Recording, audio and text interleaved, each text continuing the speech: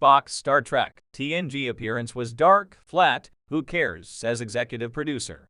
TNG's executive producer Michael Piller believed that Spock's appearance lacked cosmic significance, but it radically impacted Star Trek's future. Star Trek: The Next Generation executive producer Michael Piller felt that the story that brought back Star Trek, the original series Spock, Leonard Nimoy, was dark and flat.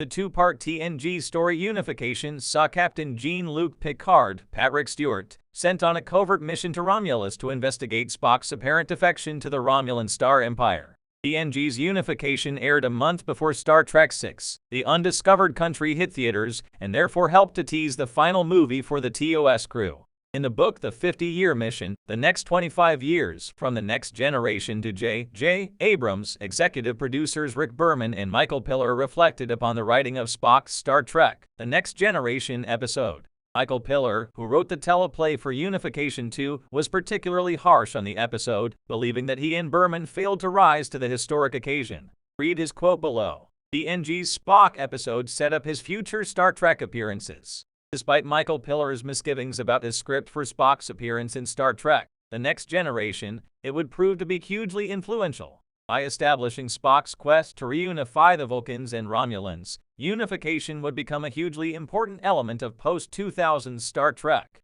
J.J. Abrams' Star Trek movie, released almost 18 years after Unification aired, revealed that Spock was still working toward a more positive future for Romulus, which was derailed by the Romulan supernova disaster. That disaster and Spock's disappearance into Star Trek's Kelvin timeline influenced the backstory of Admiral Picard and Patrick Stewart's Star Trek spin-off. In Star Trek Discovery Season 3, Commander Michael Burnham, Sonequa Martin Green, got to witness Spock's dream finally become a reality in the appropriately titled Unification 3. While Michael Piller may have believed that Star Trek: The Next Generation failed to lend cosmic significance to Spock's comeback, the seismic impact of that story can still be felt over 30 years later. Unification I, II, and III are available to stream alongside every episode of Star Trek: The Next Generation and Star Trek Discovery on Paramount+. Source: The 50-Year Mission, The Next 25 Years, From the Next Generation to J.J. Abrams, The Complete, Uncensored, and Unauthorized Oral History of Star Trek by Mark A. Altman and Edward Gross,